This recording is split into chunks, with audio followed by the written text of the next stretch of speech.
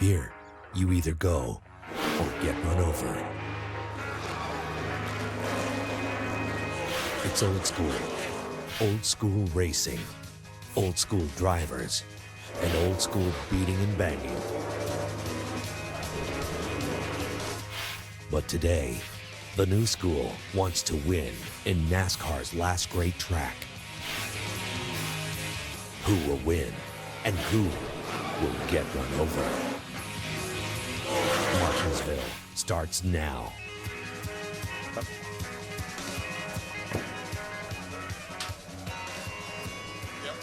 You go from the high banks of Daytona to the short track of Martinsville Speedway.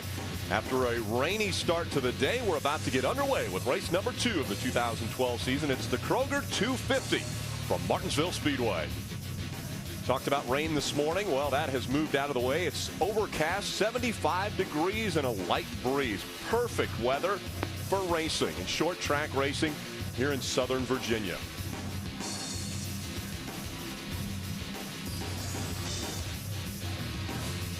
Hello, everyone. Rick Allen, Phil Parsons, Michael Waltrip with you for the second race of the 2012 season. Now, it's been 5 weeks since the last time we were on the racetrack. We go from the fastest racetrack to one of the smallest and shortest racetracks.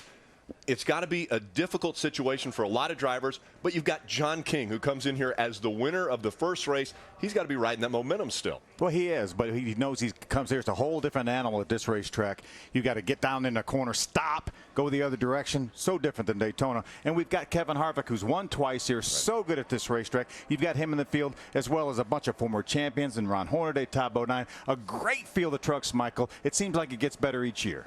At Daytona, he who is first would be last, and vice versa. Right. They come and go. Here at Martinsville, track position is everything. Kevin Harvick starting on the front row, he's going to be hard to beat. Ty Dillon had a fast truck, too, right beside him. So we're going to have to play some pit strategy, Phil. Maybe only pit once, but if we're going to pit twice, we want to maybe pit a little bit before everyone else, try to grab that track position and then hold on to it. Yeah, Kevin Harvick told us during the qualifying show that he feels like it's a 2-stop race. He got that pole, so he got the best pit position. But as you mentioned, Michael, you may want a short pit and get your tires early, knowing that everyone else is going to come in 20 or 30 laps later. That's how you may be able to do the strategy. But we know this race is traditionally won from a top 10 starting spot. It's going to be tight, Rick. Well, close quarters racing. Handling is so critical when you come to a short track. And when we were at Daytona, a lot of guys weren't talking about the handling there. They were talking about, okay, I can't bump draft, I can't do this, I can't do that. Here, now the communication between crew chief and driver is so critical. Yeah, and we're talking, we're just going to adjust our truck by a half pound of air here or there, maybe one round of wedge. You come to pit road, and those are the things that the crew chiefs are going to be looking at. How do I make my adjustment as fast as I can, because track position, again, so critical.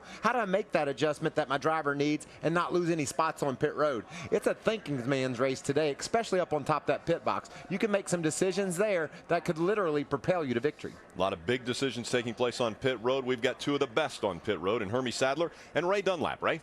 Well, thank you, Rick. You know, when this is a very small racetrack, as you guys talked about, the Sprint Cup cars, they're in the middle of the track. But when the Camping World trucks come in, they actually park right here on pit road. This is their garage area, and we pick our pits before the race ever begins and before qualifying. All except for pit stall number 1. NASCAR made a decision a couple of years back that there should be some value to winning the pole. And Kevin Harvick on the pole for the 3rd time in his career. And guess what? Truck number 2 will be right here in pit stall number 1, and that could play big dividends this afternoon. Hermie? Well, Ray, anytime the black number 3 comes to the racetrack, we all have high expectations of this truck, especially considering this truck won the championship last year with Austin Dillon behind the wheel. So when the 3 truck of Ty Dillon yesterday was right around the 20th place position in practice all day, we wondered what's wrong with the black number 3. Well, today they proved nothing. A debrief session with crew chief and teammates and a few changes to this truck, and Ty Dillon knocked down the number 2 starting spot. So he's got the track position he needs to try to take this truck to victory lane. Rick? Thanks, Hermie. A year ago, it was his brother, Austin Dillon, who won the championship.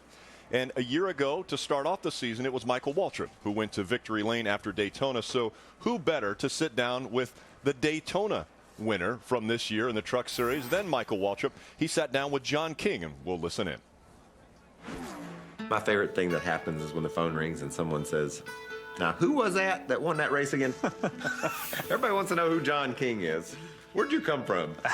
I came from Northeast Tennessee, Southwest Virginia, off of dirt late models and late model stocks on asphalt. Did you know that circumstances could lead you to be near the front at the end? I mean, anything can happen, especially at Daytona. Hell, I won last year. Tells you anything. It was definitely in the thought process. Never in a million years would I have thought that I would have won. So, overtime in NASCAR, green, white checkers. At Daytona, it's almost a guarantee.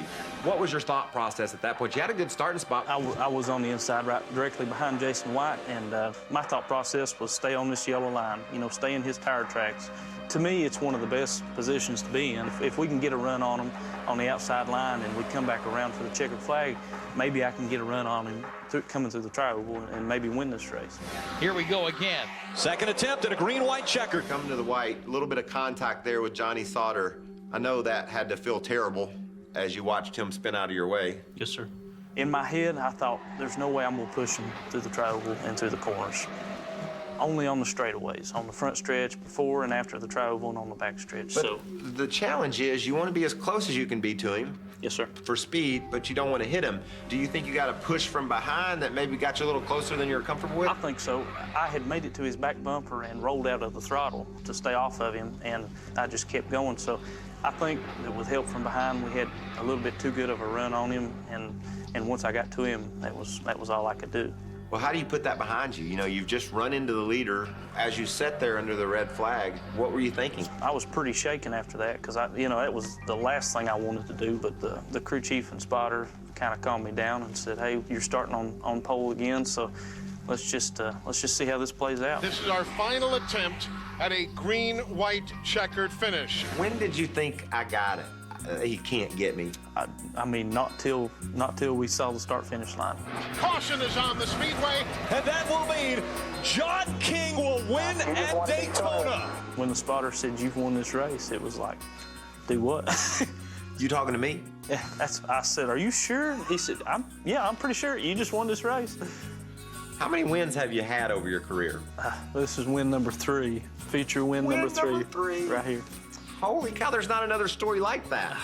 So you got 3 trophies now. That's it, 3 trophies. Awesome. One of them's Daytona. One of them's Daytona. What a huge accomplishment for young John King. His first Camping World Truck Series win happens at one of the biggest venues in this sport. And he's so thankful. He loved that victory. It was so special to him. And man, Phil, he's had a month to bask in the glow of that victory. But don't you love the fact that in this series that we can have a story like John King? There's not another story like it. I mean, we haven't seen a guy come to Daytona with only 2 wins in his career. Feature wins.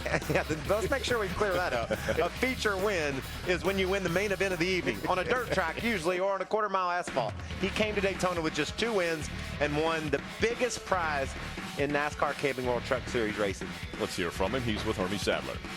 Well, John King, the guys in the booth were kind of making fun of the fact that you said your 3rd feature win came at Daytona. That's a pretty big one to get for number 3. How about number 4 today? I don't know. We missed it in qualifying. The rain kind of killed us a little bit, and we were a little bit too free in qualifying. But I think we got a really good truck. Just as soon as rubber gets laid down, we're going to be all right. What kind of advice, not only have you got an experienced crew chief in Chad Kendrick, but also a couple teammates that know how to get around this place as well. What have they told you about what you need to do to get yourself in a good spot? Just be there at the end. Keep the fenders on it, pick and choose my points, and just get through everybody. Yeah, this guy's getting ready to try to bag up a big win at Daytona. Didn't get the qualifying run they wanted, Rick, but very confident that track position, they can get it before the end of the day. Thanks, Hermie. And so much is a part of having momentum and confidence when you come to a racetrack. But opposite ends of the spectrum. You leave Daytona, and you can forget everything that you saw at Daytona, and you come to Martinsville. The only thing they have in common is it gets really crowded. They run in a big pack at Daytona, and they're going to be in constant traffic here. A lot of traffic, maybe a little beating and banging. Stay with us. Stop. The new auto stop is foolproof. Gray is over. And by the 2012 Ford F-150. Built Ford tough. Gorgeous views. Spring has sprung here in Martinsville.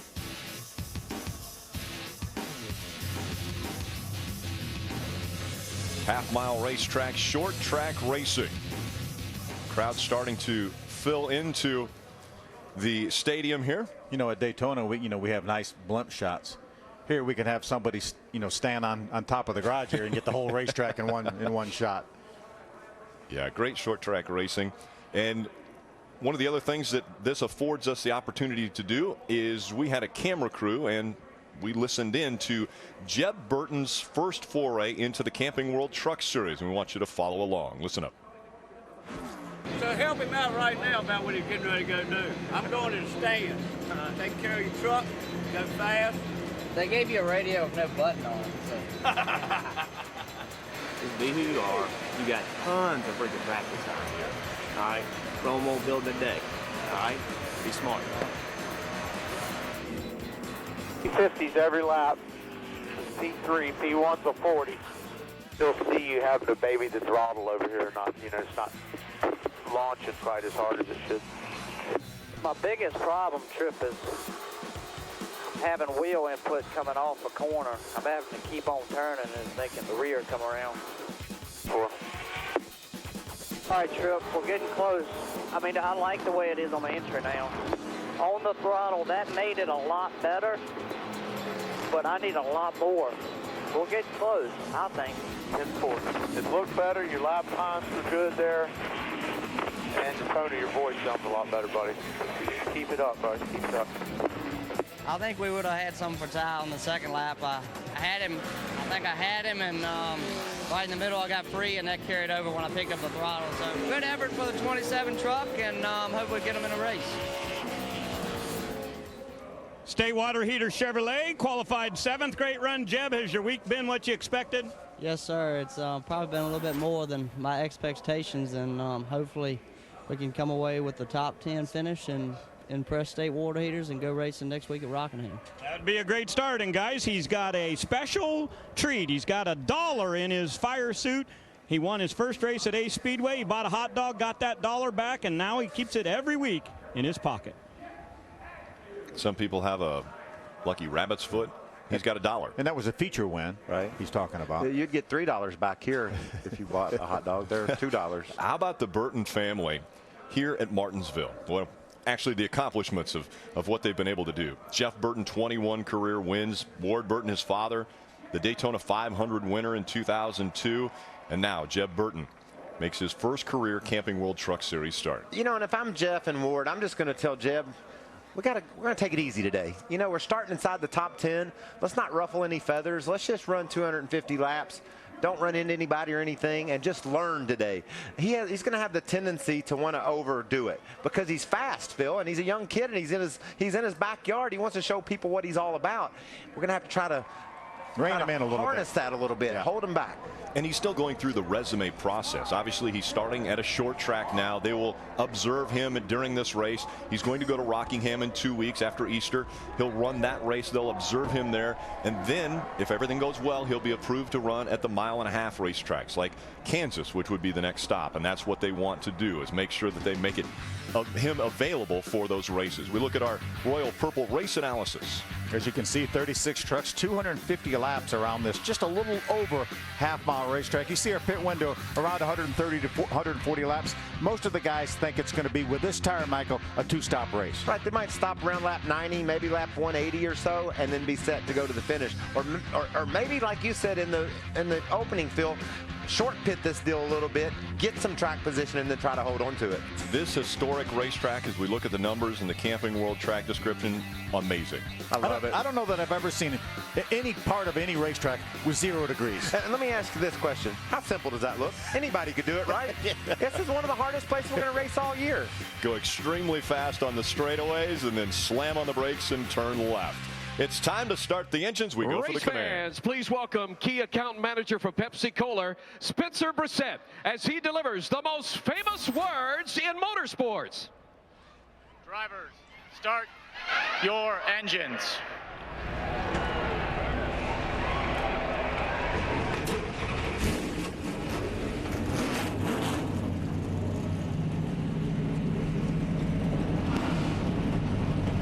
"36 trucks come to life." About ready to take on Martinsville Speedway for 250 laps. Sit back, relax, and enjoy. Welcome back. Kroger 250 about to get underway. Trucks are rolling off of pit road. The engines have been fired. Everyone pulling out onto the half-mile paper clip. They will get their tires warmed up, brakes warmed up before the green flag flies. Let's take a look at how they will start this race. Kevin Harvick wins the pole, his 3rd career pole. Ty Dillon will start on his outside, or inside in this case. He chooses the outside. Got a former winner back in row number 2, Timothy Peters, along with Cale Gale. Justin Lofton continues to be strong. Into the year last year running well and picked that right back up again this year. That's good to see. There's Jeb Burton, who's going to have to go to the rear, and Johnny Sauter, our winner in this race last year. Impressive qualifying effort for Jeff Agnew. He starts on the outside of row 5. Matt Crafton, a lot of testing. He thinks he's got a fast truck. Jason Leffler just happy to be here. Didn't know he was coming. Top O'Dine has that look in his eye. We talked about it. We showed it during qualifying. He could be a threat. I love it. Todd's going to be the man today. Paulie Haraka will start on the outside of row number 9.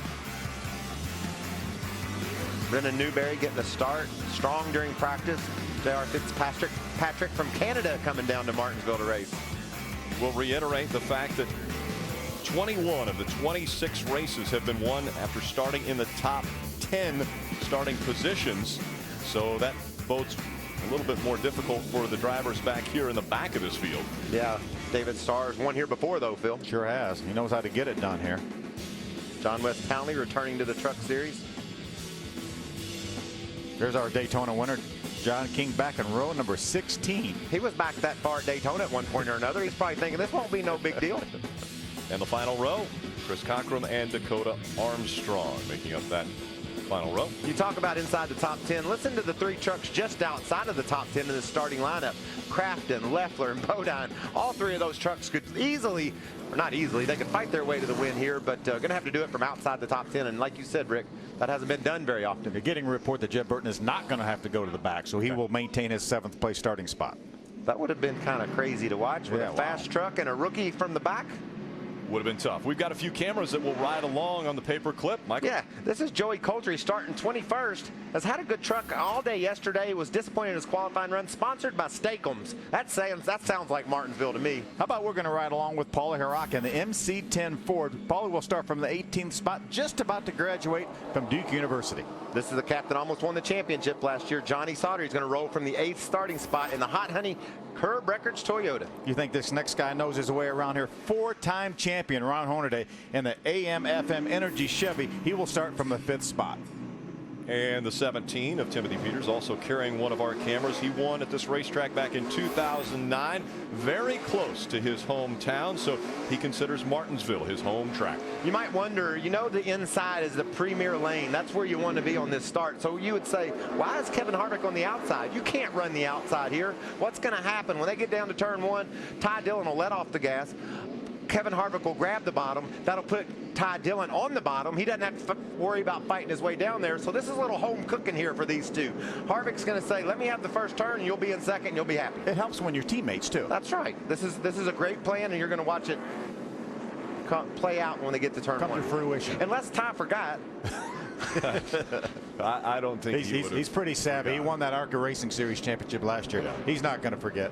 He's won about as many races as he lost, hasn't he? I mean, he's got a really good batting average. I went 0 for 462 once. This is a racetrack where if you get hung out on the outside, you can get shuffled back 10 to 12 spots. We'll see what happens as we're about ready to start the second race of the 2012 season. Coming out of turn number 4, Kevin Harvick leading the field to the green flag. It worked out just exactly like you said, Michael. Almost like it was planned. And now Cale Gale will try to slide just in front of Timothy Peters.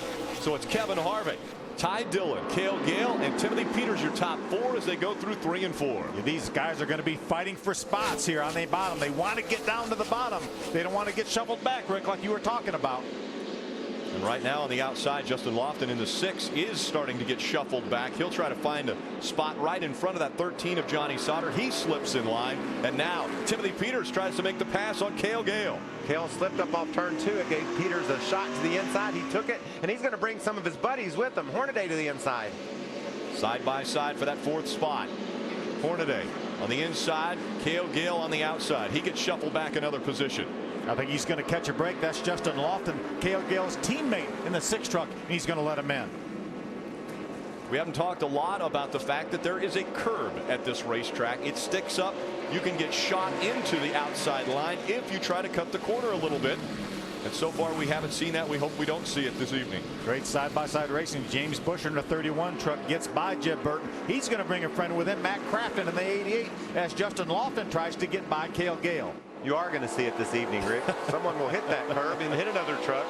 These guys battle each other hard here. See, Kevin Harvick looked like rolled over and let Ty Dillon grab the lead. Now, I'm not so sure Kevin thinks Ty needs to get a point for leading a lap for this championship battle, or if Kevin just said, it's a little early for me to be driving my truck so hard, so have at it, Ty. We'll know the answer to that in about a lap if the 3 pulls over and gets out of Harvick's way.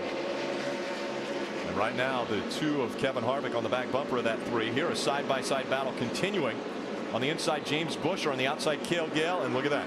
He pulled over and let him go. Yeah, pulled over to the inside and let Harvick go. There's that 1 point for leading. Could loom large when we get towards the end of the year. The Cup guys tied in points last year. You know, after the season was over, Tony Stewart and Carl Edwards had the same amount of points. If he had had a teammate let him lead 1 lap somewhere during the course of the season, Carl would have been your champion. Or somewhere during the course of the chase, Carl would have been your champion.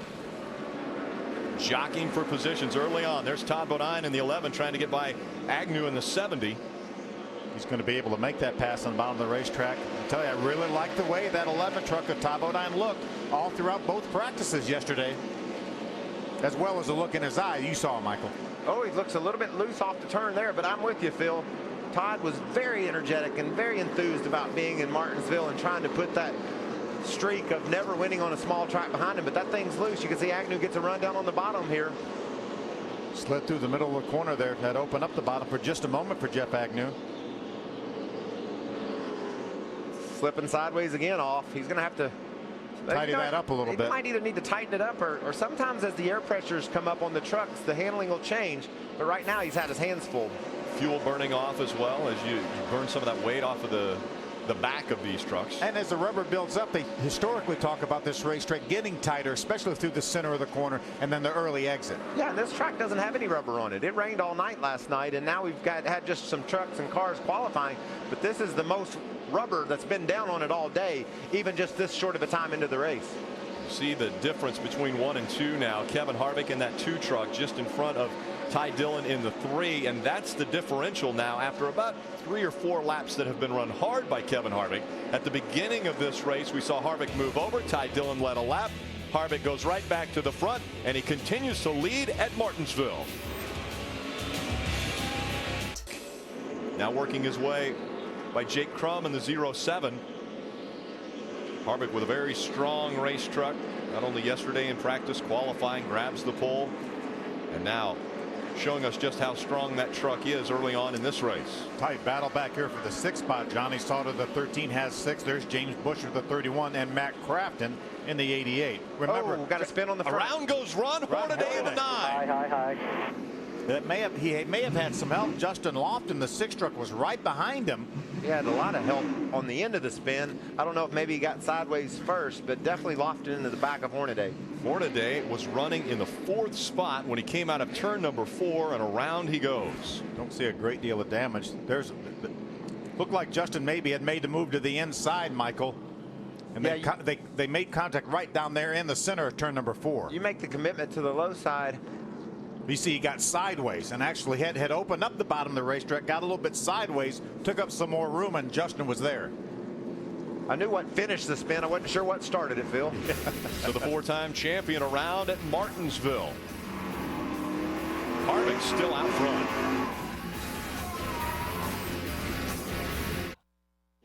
Welcome up. Welcome back. They are going 2 by 2. Getting ready for the restart. We had a caution coming out as Hornaday got sideways, and we listened in to the 6 of Justin Lofton. Here's what he had to say during the incident. Come on. Dig. Caution's out. Wasn't your fault. That was his. Yeah, I didn't touch him there. He was trying to wreck anyway. And the green flag comes out once again.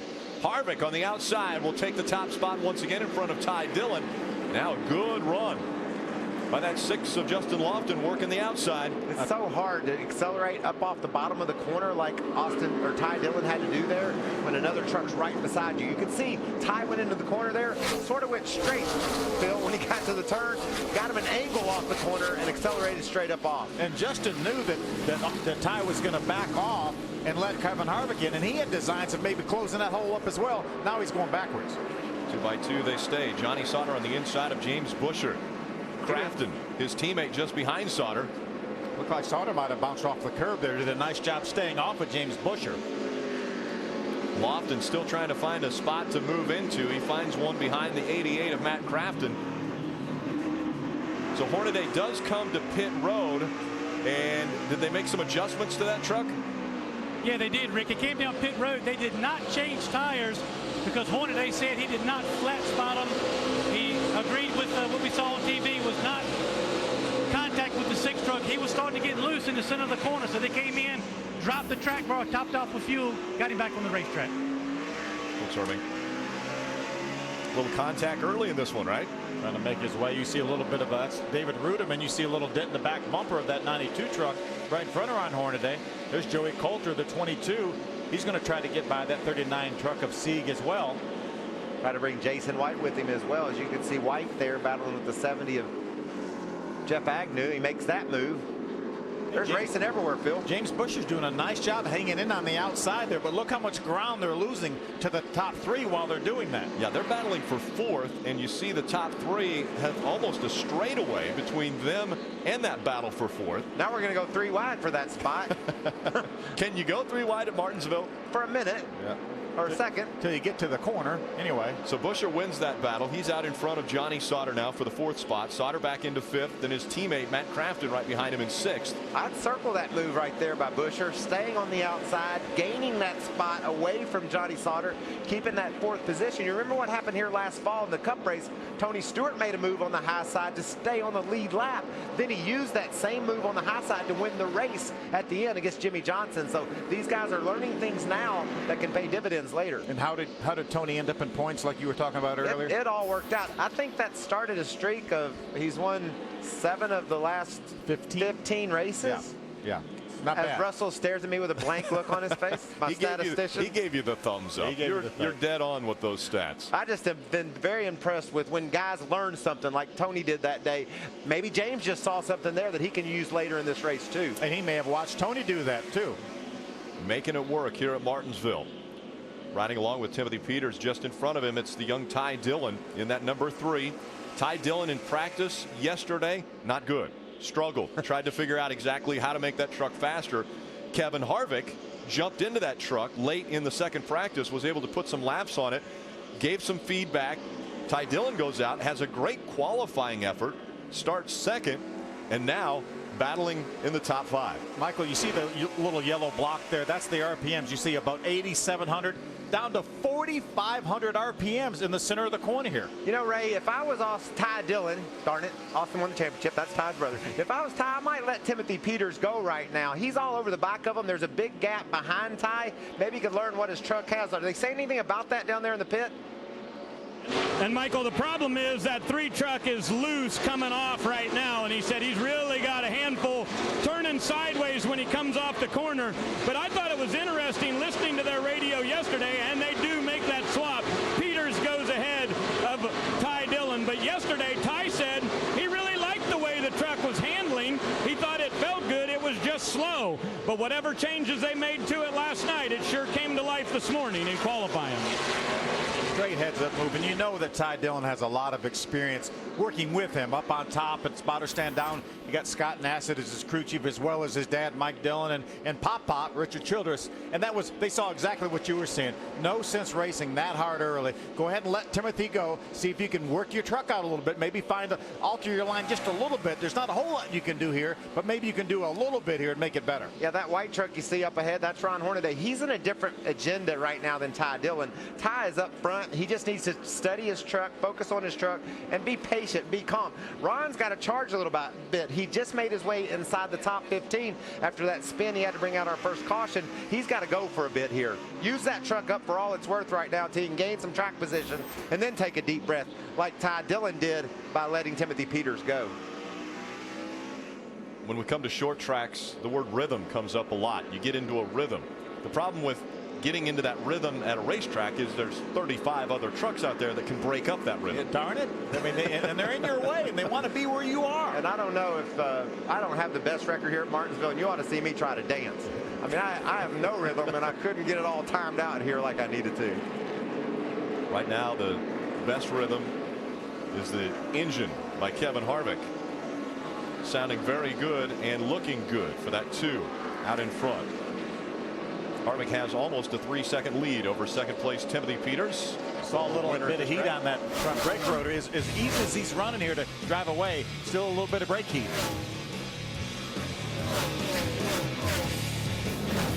Our series rides into Alabama. Find out if the Michael Shank boys can take 2 in a row. That's the Rolex Sports Cars Series. Birmingham, that's today, right after the truck race here on Speed. A great win in the 24 hours of Daytona, the Rolex 24 for Shank Racing. Actually 2 cars on the podium. Michael McDowell, who will be racing tomorrow, was in one of those cars, and A.J. Allmendinger was actually in the winning car. And what about that battle late in the race that A.J. Allmendinger had with Alan McNish? They were bumping doors up on the high banks at Daytona and racing for the win in a 24-hour race. 24-hour race, and I think first and second were separated by 5 seconds. What, 4 cars on the lead lap? Yeah, 24-hour race, and the top 2 are separated by 5 seconds. Very impressive, so you want to stay tuned for that.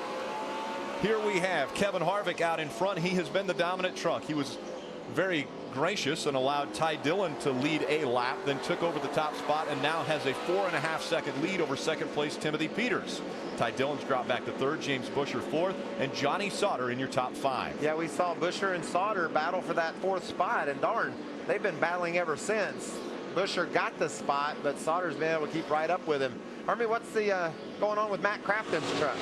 Well, Michael, right now he's running in the 6th position on the racetrack, but they're a little bit concerned about the engine under the hood of this Toyota.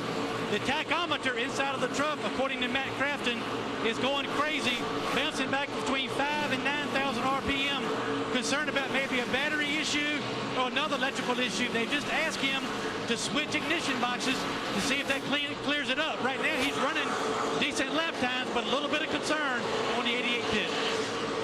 Had a bit of a moment on the backstretch here. David Rudem in the 92 truck. Not sure exactly what happened. There's Dusty Davis, the 15, Max Gresham in the 24, and there's John King in the 7. Looked like maybe there's the moment right there. Yeah, Jason White moved David out of the way, spun him out, and then straightened him back up. So I guess David might have to think they're even because he spun him out and then he fixed it for him. I'm willing to bet David doesn't think they're even. You don't think that's where he's at right now? I don't think even is what he's thinking right now. Maybe get even. He's thinking something, but remember how important it is to keep the fenders and the brake ducts on these trucks. I think Jason's going to have a little bit of damage to that right front corner of his truck. And the reason why Jason decided to finally move David is because look who's coming. Kevin Harvick had caught the back of those guys. Jason Spotter obviously told him, felt like David was holding him up a little bit and gave him a shot in the rear end, and that caused David almost to have a wreck. Rudeman currently running 25th, so 26th. John West Townley is now a lap down as Harvick has really set a blistering pace once the green flag came back out after our first caution. There he goes around Rudeman. We're getting in that window now. We're rapidly approaching 60 laps. I think now if we see a caution anytime soon, they may bring most of the field to pit road for that first pit stop and put tires on. Michael, what do you think? Well, yeah, I think you're right, Phil, and you're liable to see a caution now because of what just happened. Harvick got to the back of that group of trucks that were fighting to stay on the lead lap. People get impatient and run into each other. The next victims are John King and Dusty Davis, Max Gresham. They start holding each other up. They'll knock each other out of the way. Brian Silas ran a little bit higher line. That allowed the 5 of Paulie Haraka to shove the nose of that truck in and take the position away. Again, Johnny Sauter running 5th, James Buescher 4th. That's the gap between those two trucks. Jeb Burton goes way high down in 1 and 2. Looks like he stays on the racetrack. May just overshot the corner a little bit. Problem is when you get out of the groove, then you get a lot of rubber buildup on your tires, and it takes a couple laps to get the tires cleaned off. Yeah, and he had a lot of space of his own, and now that's all gone. So that was a mistake that Jeb made. See if he can overcome it. Ray, it looks as though Kevin Harvick is out there on a Sunday drive. Does he have the radio playing music in that truck? It's just a Saturday drive today, Rick, but I'll tell you what, he is a bit concerned. Just came on the radio and said, I smell rear end gear and it's burning. Said, I don't know if it's in our truck or somebody in front of us here. I'll try to update you, but definitely a smell of burning rear end, and that's going to be a problem for one of those trucks. We don't know if it's the 2 or not for sure yet. It's the 15, Ray. Little smoke coming out from the 15. Dusty Davis up ahead. There's the smoke, and that's what Harvick is smelling. As a matter of fact, if you have somebody losing a gear at this racetrack, we'll smell it up here in the TV booth. Everybody here will be able to smell that. He sees that smoke, and I guarantee he feels a little bit better right now, other than he might be getting some grease on his windshield, but he knows now where that smell is coming from, and it's not coming from him. Well, the one thing he wants to do is get by that 15, so if there is grease or some type of fluid being put down on the racetrack, he doesn't get in it and inadvertently get into the wall. Still continue to see a little bit of smoke coming out from behind that 15. Running at a pretty good pace is Dusty Davis. Kevin makes a move to the inside now. Dusty moves over, gives him room. Harvick continues to lead. Timothy Peters, Ty Dillon, James Buescher, and Johnny Sauter's your top 5. 8.5 seconds the difference between Harvick and Peters as you take a look at the paperclip here at Martinsville, Virginia. Rick, you mentioned the tachometer they did down in the pits. The guys in the pits did going crazy on the 88. That usually means a dead battery, possibly, Phil, and it looks like that's the case. Watch his tach. Yeah, look at the telemetry. It is out of whack, and it doesn't look like the truck has the end of the straightaway speed that it had at the start. You see him do fine in the corner, but watch, he's going to pull over because it looks like he definitely, I would say, has a cylinder gone. Again, he's fine through the corner here, and initially when he gets on the throttle, but right about now is when that thing starts losing power. I'm just wondering if it has enough battery to run the ignition when he tries to go up to the higher RPMs. Maybe the thing's just barely running right now, but it's not going to fix itself, and he needs a caution pretty desperately. Looks like we might have one. The 22 truck of Joey Coulter into the outside wall in turn 3. Yellow's out. The 22's in the fence over here, 3 or 4. You mentioned it. Right front tire looks like maybe for Joey Coulter. It's not turning right now. Yeah, a lot of damage to the right front of that truck. Big break for several trucks. Our leader, Kevin Harvick, had gotten right on the bumper of Jason White. Max Gresham and those guys were all battling to stay on the lead lap. Oh, Matt Crafton's engine going crazy. Yeah, like you say, you know, the battery may not even be strong enough to run our telemetry. Right. It's not strong enough to run his tach. I think if they can maybe swap batteries, he'll be okay. Very opportune caution flag for Matt Crafton. Joey Coulter was running 19th. Joey Coulter was 19th. Matt Crafton was running 6th when he had the issues. Coming onto pit road, he's going to pass on the outside. Yeah, pit road is actually closed, but Matt Crafton knows that he needs all the time he can get. He knows he will have to restart from the tail of the longest line. If they go right to the left rear, that's where the battery's located. Slow down, you're right before the center. Ooh. Hold on. Yeah. Sounds like Mike Dillon, Ty's dad, spotting for Joey, and obviously nothing Joey could do about it when they got down to the center of the corner. Right to the left rear corner of that truck, Phil. That's where the battery's located. If they could get that baby changed and keep him on the lead lap, that'd be quite an accomplishment. He loses ones, he can get Aaron's lucky dog and still be in the race. Yeah, he's definitely going to lose one. The pace truck is going by right now. Green flag for pit stops. We go down to Hermie.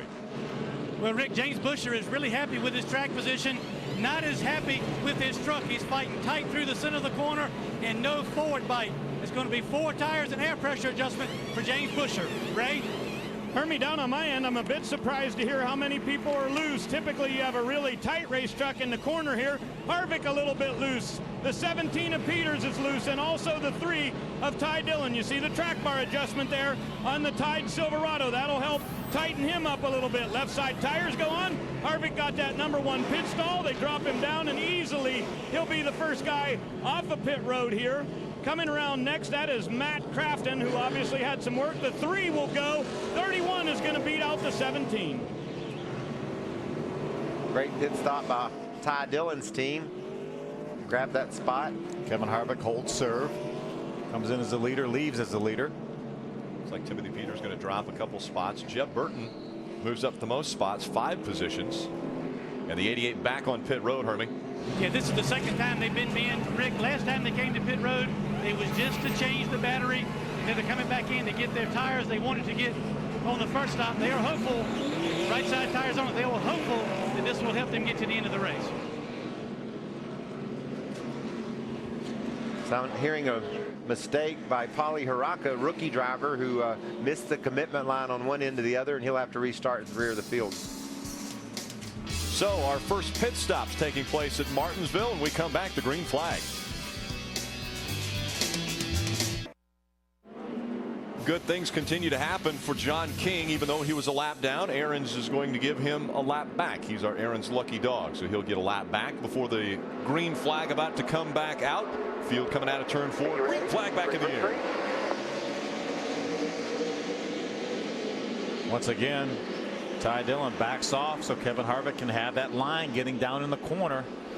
Great teamwork by 2 teammates. Yeah, and so smart too, because Ty Dillon is then assured he's going to be able to hang on to that second spot, which if you start on the outside, you never know where you're going to find a spot to slide into. See Timothy Peters settles in third, and here we go with that side-by-side battle again with James Busher and Johnny Sauter. This time James is on the inside though. Busher's going to grab the spot. Whoa. So Justin Lofton's going to slow just enough for Johnny Sauter to get in there. And you could see that Justin Lofton thought he was going to grab that spot away from Sauter, and he almost was in there too far to back up. There was 3 wide. Ron Hornaday making the pass on the outside, going by Dusty Davis, as well as that 08 of Ross Chastain. Dusty has the outside line pretty much clogged up there. These guys are battling with some lap trucks and guys on the lead lap.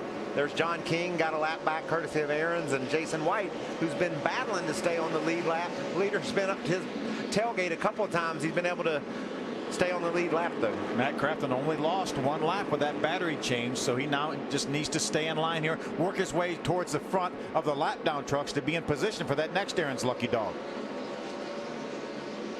Single file line as they work their way into turn number 1. Still it's Harvick out in front of Ty Dillon, Timothy Peters, James Busher, and Johnny Sauter, your top 5. Justin Lofton, Cale Gale, Parker Kligerman, Todd Bodine, and Jason Leffler in the 18. Hadn't heard much out of Leffler. He's hanging in there, making an adjustment or 2 to that truck. That team obviously knows how to win here, and Leffler's a fast driver, so he could become a player in this baby. Hornaday's moved up to the 13th spot, Herbie. Yeah, Rick, but now they have some of the same concerns that Matt Crafton has had. Ron Hornaday pointing out to his crew chief, Jeff Hisley, that the voltage on his gauges on the dash are showing 0, and he's losing top end in the engine. They are preparing to also come down pit road and possibly change a battery.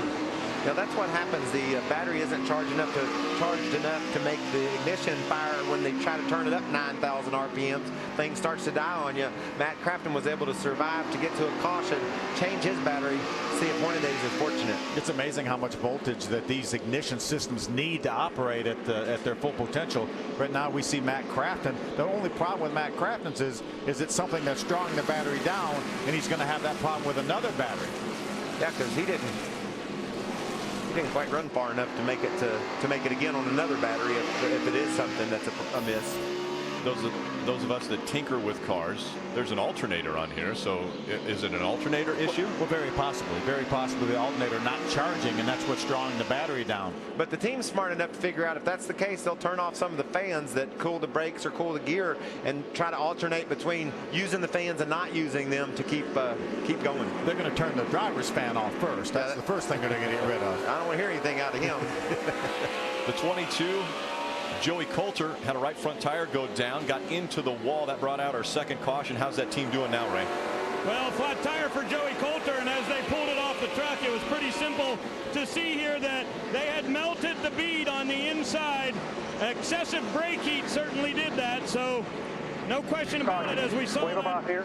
And the yellow is back out here at Martinsville. Yeah, Fitzpatrick around in the 60, so that brings out the third caution. Looks like the left rear tire is certainly low. Don't know if it's flat or not. Oh, and Jeff Agnew, huge damage to the front of that truck. Been a rough day for Agnew. Yeah, wow. See what happens here. You see a little bit of contact right here between John West Townley and the 09. He gets a little bit loose, and then he moves up into the 60, and that's his chain reaction. You see Dakota Armstrong with a lot of damage as well in the 98 truck. Watch the chain reaction now. That was a case too, Phil. You talk about that curve. I think John West caught a bit of the curve, tossed him sideways, and into Fitzpatrick. He looked right there against the edge of the curve, maybe up the hill. He tries to stay off, but he got a little bit loose, and when he got loose, he had to chase the truck up the hill, and that's when he made contact with Fitzpatrick. And you can see behind him, there's Dakota Armstrong into the back of Greenfield, and a lot of impact on the front of that Clarence's Steakhouse truck of Jeff Agnew. Clarence Steakhouse just up the road from here in Martinsville. We'll be back. Martinsville. We'll tell you if Dale Jr. can straighten out the paperclip and end his winless streak. Plus, Biffle, Harvick, and Hamlin join us live. NASCAR Race Day, fueled by Sunoco from Martinsville tomorrow, 10:30 Eastern, live on Speed. Don't you know Denny Hamlin smiles a little bit bigger every time they come to Martinsville? Yeah, but I'm having problems. Is this Hamlinville, or is this Johnsonville, or is this Harvickville? Where are we at? Well, Harvick, Hermyville, isn't it? You think it's Hermyville? Yeah, Hermy, isn't this your joint? Now, I'm a long way from Hermyville, but I tell you what, this 9 truck, they came in and changed the battery for Ron Hornaday. Crew Chief Jeff Hensley is telling the crew to get another battery charged and ready because they're not sure this will be the last time they'll have to change a battery. Also, another battery issue, believe it or not, for the 5 truck of Paulie Haraka. He is starting to lose voltage, and they've asked him to cut all his brake fans and hoses off as well. So a lot of issues with batteries today. Got to figure out what the cause of it is. Could ruin good finishes for some of these teams. You have to figure those are alternator issues. Yeah, you would think. And maybe it's just too many fans cooling the brakes and the tires and the driver on this hot day, and it's burning up the alternators. It's the only thing I can figure. Yes. Batteries aren't going to go bad. Yeah, they have several brake fans as well as bead blower fan. We talked about Joey Coulter melting the bead. They actually have fans that will blow air on the beads of the tires, and unfortunately that wasn't enough for Joey Coulter in this situation. And there's a lot of crew chiefs for the Cup race tomorrow that are thinking, is this just an isolated issue, or do we need to look at how we're cooling our brakes and beads on our tires? A lot of folks watch these races closely that race tomorrow, see if there's any tire issues, what the issues indeed are. And a lot of the crew chiefs, Cup crew chiefs that will be working tomorrow will be walking up and down pit road looking for those very things. You use the word issues. One driver who has had them. We look at our Ram Guts and Glory and Ron Hornaday. Issues early for him, bringing out our first caution as he went around coming out of turn 4. Able to get back going, made a lot of nice moves to get back up into the top 15. Here he is racing with David Rudiman on the back bumper of Miguel Paludo right there. But now he has an issue. He's a lap down, Michael and Rick. You definitely have to have guts and glory when you race at Martinsville. And Hornaday wanting to battle back, potentially get back on that lead lap, but he'll have to work for it. Harvick and Dillon bringing the field back to the green flag. It's back in the air. We're back underway.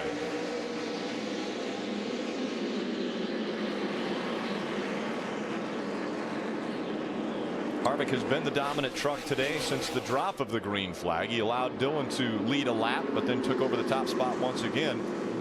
Peters, James Busher, Sauter, all in the top 5. They've ran well up to this point as we're closing in on and right at 100 laps of racing, just over it now. Jeb Burton come real sideways coming off turn number 4. Does a nice job of saving that truck. John King goes way high. Gets up in the marbles and the loose stuff. I love these restarts. We can't show every bit of the action that takes place, but the restarts are wild. These guys are all over each other. You got so many different agendas. Right now, Ron Hornaday and Matt Crafton, you see Matt on the bottom of the track coming down the front straightaway. That's how close they are battling for that Aaron's lucky dog. Other guys wanting to get track position to try to set themselves up to battle for the finish. And Hornaday and Crafton are just fighting to try to get back on the lead lap. Currently 20 trucks on the lead lap. Kevin Harvick continues to set the pace out front. Ty Dillon, Timothy Peters, James Busher, and Johnny Sauter, your top 5. Then Lofton, Gale, Bodine, Kligerman, and Leffler, your top 10. There's David Starr, makes the move to the inside of Jeb Burton. Starr back there in 14th. Takes that position away. That's 13th for David Starr. Nelson Piquet Jr. to the inside of Jeb Burton. You know what else is fun to watch is how much harder these guys start to dive in the corners on each other as every lap ticks by. You know, this is a sprint race, just a couple 150 laps. You got to get all you can get, but they're pretty respectful the first 40 or 50 laps. But when there's a restart and you're buried back in 15th to 20th, you're going to grab everything you can. We saw the very start of the race where sometimes it was teammates letting other teammates in, other drivers letting other drivers in. As you mentioned, Michael, the closer we get to the 200 lap mark, there'll be none of that. And that's happening right now.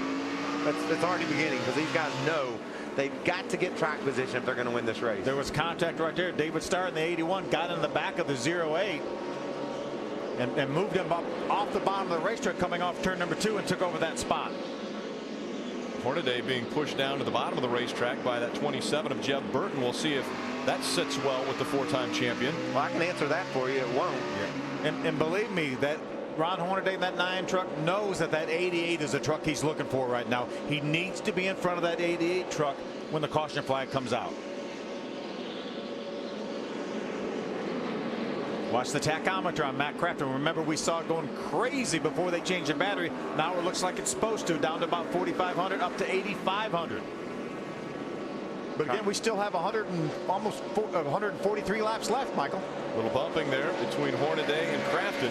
Crafton on the receiving end. Hornaday being a little bit too giving. Well, I think Ron thought he maybe got to get a swing into the first turn on the high side and be able to get a better run off turn 2 on Matt and make that pass. They're running there with Ross Chastain, who's on the lead lap in the watermelon truck, running in the 14th spot. So another great job by Ross. But right now, Crafton knows he's got to go. He's got to get some trucks between he and Hornaday because Ron's fast as well. And Ron will not be patient back there. Nope. He knows what's at stake for that one position on the racetrack. And Ron Hornaday knows how to win at this racetrack. He knows you need to be up on the wheel and get up front as quickly as you can, because there's guys like Kevin Harvick that he's going to have to spend a lot of time working against if he wants to take that spot away. And speaking of taking spots away, Buescher was able to jump up in front of Dillon. Now the move back. Dillon's able to hold on to that spot. Peters holding on to third. Buescher, and now we see Dusty Davis in the 15 stopped on the track. That'll bring out the caution once again. And guess what? Matt Crafton will get the Aaron's lucky dog now. That battle for position on the racetrack is going to give Matt Crafton one full half mile. And also it's going to give him time. He's going to have more time now to work his way through those trucks. You saw how hard it was to pass. Matt's probably got a top 5 truck, but he couldn't get around Ross Chastain back in 14th. He needs that time to be able to work his way through the field. So the 4th caution comes out. Looks as though Matt Crafton is going to get the Aaron's lucky dog. He will be the benefactor this time. And he gets a free pit stop. He knows he's going to have to restart this race from the back of the pack. He knows he can come down pit road. He maybe not want to put his tires on right now, but he may want to make some fine adjustments, try to make that truck a little bit better. He just got tires on the last stop, so I'm with you, Phil. Let's just maybe put a little track bar to it, or maybe some wedge. Give Matt a cold drink. Tell him you're starting in the back anyway. It's time to go through these guys. And right now, with 139 laps to go, he probably would get very close to in the window of having enough fuel to run the rest of this race. 27 of Jeb Burton, a little bit vocal on the radio. He's had a little bit of an issue with the 81 of David Starr. Let's listen in. That 81, he's got it. Watch inside again, same thing. That's what we were talking about. We saw them make contact. I don't know if the contact's going to come right here where he moved him out of the way. You can see Matt Crafton working his way around those trucks. It's much easier when they let you pass them under caution. He's going to run around the whole field and come back on the back tail end of the lead lap. He's going to pass him on the outside, too. The Aaron's lucky dog and be ready to put that battery issue behind them. I'm wondering if that team doesn't think it might be wise to see if under caution they could put a battery. You know, they lost a lap when they did it before, so they can't really risk losing another one, but they got to be better prepared in case something goes wrong later. One of the unique aspects of this racetrack, train tracks run right off the backstretch. Rough and tumble, that's what they say when you come to Martinsville, and almost like a Wild West scene. You've got railroad tracks just behind the racetrack. Those are actually the route of the Roanoke and Southern Railways, which now are the Norfolk Southern. Norfolk? Yeah, that's what I'm working on. Yeah. And those were complete. Are you going off of my pronunciation now? Those were completed back in 1891. And that train comes through here normally at about 4:45 in the morning. thought it was 4:30. No, normally it's 4:45. Looks like it's carrying some coal, doesn't it? It does. Point standings through one event. John King having a little bit of an issue here at this racetrack. Maybe not as good as he was to start off the season. These point standings are going to get all jumbled up after this race. A lot of guys that had some issues at Daytona are running up toward the front. John King has been able to fight his way and stay on the lead lap. He's back in the 18th spot, so he's surviving, Phil. And I know on this short, tight track, so much different than where you had success at Daytona, that's important to be able to certainly is. Scrape and grab everything you can. We're coming up on halfway. He's been able to stay on the lead lap. I'm impressed with John. Yeah, if he could just come out of here with a top 15, I think he would be just fine. Matt Crafton, he used this pit stop or this caution flag to come to pit road like we suggested. Did a little bit of work on that truck. How about our next race at Rockingham Speedway in a couple weeks? Can't wait. One of the most fun tracks in NASCAR that I ever drove. Slip and slide, high banks, lots of speed. It's going to be fun to watch these trucks race at Rockingham Speedway. That's April 15th when we return to The Rock for the Good Sam Club 200. Yeah, and going to be able to overcome that difficult racing surface. Anybody from that area needs to come out and support that race. And if you're not from that area, you can get there, do it anyway. That's right. Casey Kane's coming all the way from Texas. I'm going to come with him. Rockingham.com for your more details on that. And for more details on the 2, we go to Ray. Well, thank you, Rick. You know, all of us were quite surprised last year when we found out that Kevin Harvick Incorporated was going to close its doors, one of the most successful programs in the history of Camping World Trucks. Well, most of that equipment got sold to Eddie Sharp and Eddie Sharp Racing. They've got a good run going today with Lofton back in 6th and Cale Gale running in 7th. But the truck that Kevin Harvick is driving today is an RCR entry, but it's actually an old KHI truck. And they had only 2 teams running full-time at RCR, so they needed some equipment. So some of the old Kevin Harvick equipment actually came to Richard Childress Racing. And this is chassis number 58, one of the last trucks that they built last year. And Ron Hornaday ran this on most of the flat tracks last year with a great deal of success. And Kevin said it is absolutely perfect today.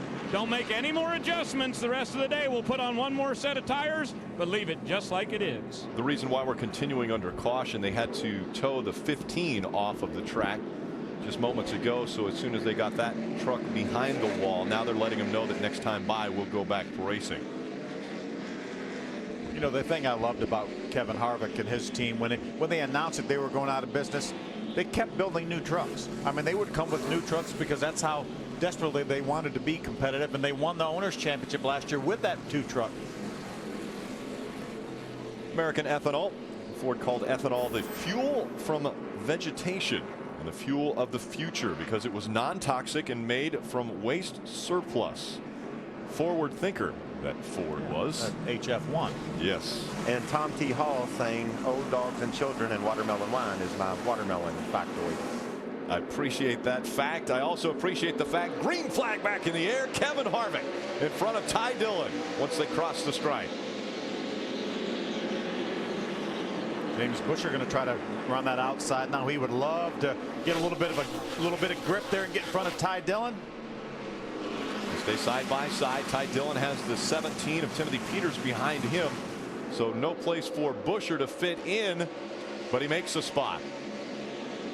He makes a hole. Now look at him, 3 wide coming down the front straightaway. That's Ron Hornaday on the inside of 3 wide. John West Townley on the outside in the 09, hanging on to it as they go down the backstretch. Now it's 2 by 2. You're just like you're on ice when you're out there on the marbles, that rubber that builds up outside of the 2 grooves that we run in. Coming up on the halfway point of this race. Again, 250 scheduled laps. We're about to get to 125. 4 cautions up to this point. Most recently was the 15. Stalled on the front stretch. And now across the stripe. 1 to go to halfway. Good battle there. There's Miguel Paludo on the inside of Jason Leffler. Nelson Piquet Jr., the 30 truck, teammate to Miguel Paludo in the 33 in that battle as well, along with Max Gresham, who's doing a nice job up in the top 15. And Michael, at the beginning of this race, we talked about Nelson Piquet Jr. and how he was so good in practice, but he was relegated back in the 20s, and we said, okay, he's not going to end up with a good finishing position because he's going to get lapped early, but he has been able to maintain a consistent run now up into the top 15. Yeah, and he's brought Max Gresham along with him as well. Max didn't have a very good day here yesterday, but as this race has unfolded, he's been able to pick up spots racing inside the top 15. That's impressive for both these cats. Certainly good credentials for Max Gresham. He is our reigning K&N Pro Series East Division champion for 2011. And Max is holding off John King and David Rudiman. They're running in 15th and 16th right behind Max. So heavy battling going on behind Max. He's got a little bit of a gap to those guys, but Rudiman's been all over John King. Rudiman ducks to the inside, wanted to get out of the mirror of John King. Here's Ron Hornaday, moves to the inside of Jeb Burton. Ron Hornaday now up to the 22nd spot. Remember, he's the first truck one lap down, so he's right now hoping for a caution flag right now. Jeb Burton just behind him. And then that gives him the other half of the race, Phil, to try to drive up through these guys and get a top 5 finish. I think maybe at this point it would be pretty safe to say Ron can't win this race. You can't come from a lap back and beat Kevin Harvick, can you? Remember when we talked about that's Kevin Harvick now. Remember last year we talked about Kevin Harvick. He went 2 laps down, so no way could he finish in the top 10. He gets both laps back and finishes 4th. Well, that's unusual. That is unusual. That was Kevin Harvick. That was Kevin Harvick. He's special. He's amazing here. The Hot Honey's number 13. Currently running in the 6th spot. Just behind him, Todd Bodine running 7. Look at that speed. These trucks are so fast on this little half-miler. They go flying down the front straightaway and have to make that tight left-hand turn. Man, I love this place. Hard on the brakes. We heard a couple drivers talking about having to turn their fans off. That's exactly what you don't want to do to try to keep the bead cool, like we talked about with Joey Coulter melting the bead on his right front tire. You know, you get a little bit of a gap, like Johnny Sauter right now has a little bit of gap to Justin Lofton in front of him. You can back off the throttle a little bit easier, not use quite as much brake, but if you do that too often, then the guy behind you is going to stick his nose. In this case, Todd Bodine, he's going to stick his nose out knowing you're backing off a couple truck lengths earlier and dive to the inside. And you're just looking for a little bit of a break. You know, you just don't want to use your brakes so hard. You want to try to take care of your tires. Next thing you know, the guy behind you, he doesn't have that same agenda, and he's all over your tailgate. Kevin Harvick with a 0.8 of a second lead over Ty Dillon. They're running some fast laps right now. That last lap Kevin Harvick ran was a 20.57. That's only 0.4 of a second off his fastest lap of the race. And we're 133 laps into this race, and they have 60 laps on the tires.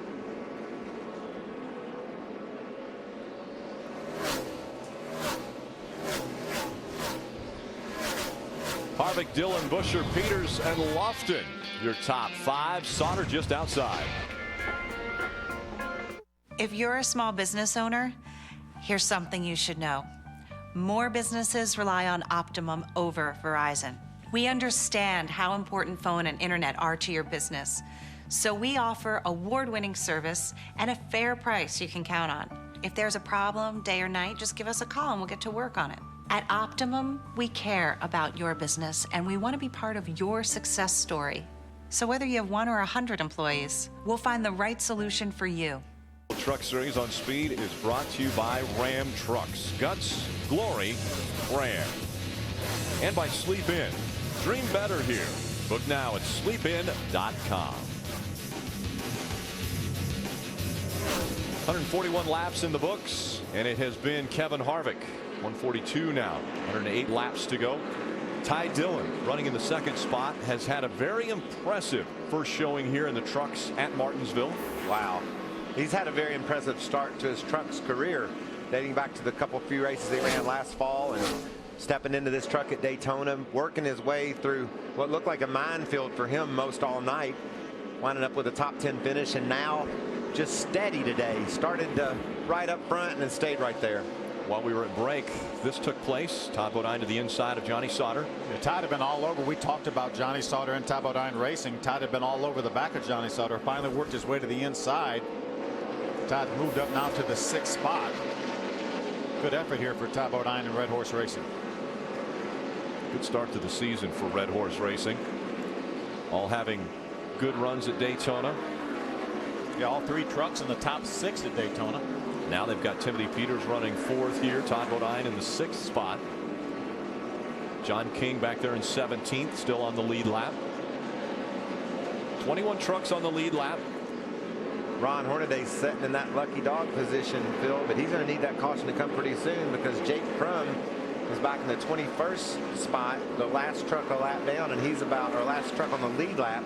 He's going to go down a lap here before long. That'll put Ron out of business. He's only about 3 seconds in front of Kevin Harvick. You see Jason Leffler right there. He's pretty ho-hum day so far. Started 12th, right now running 13th, running right behind the 32 of Miguel Paludo. And there comes Max Gresham. We talked about Max. He's just getting better and better, and he's about to drive up on this battle here for the 12th spot between Paludo and Leffler. Another rear end gear, looks like. Another rear end gear is going to be burned up. Looks like Ryan Siegs. Got the fire underneath the truck. That's why the safety crews are there. That's how hot that grease gets.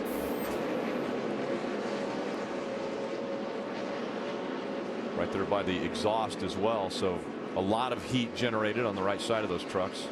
They're going to have to stay right there because that'll flare up again. That grease, as it leaks out. You burn a gear up and then the parts start galding together, and then it breaks something in the case, and that grease will pour out. Miguel Paludo just in front of Jason Leffler. Max Gresham behind them.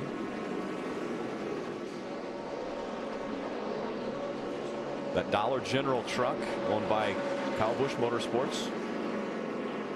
About 100 laps to go right now, Michael. We talked about the fact that if Ron Hornaday was able to get his lap back, get the lucky dog, if the caution will come out, he would have 100 laps. But as every lap ticks by, he has a little bit more of a sense of urgency, because you mentioned it's safe to say that he's probably not going to be able to win this race because he's a lap down, 100 laps to go, even though he's going to, even though he gets a lap back.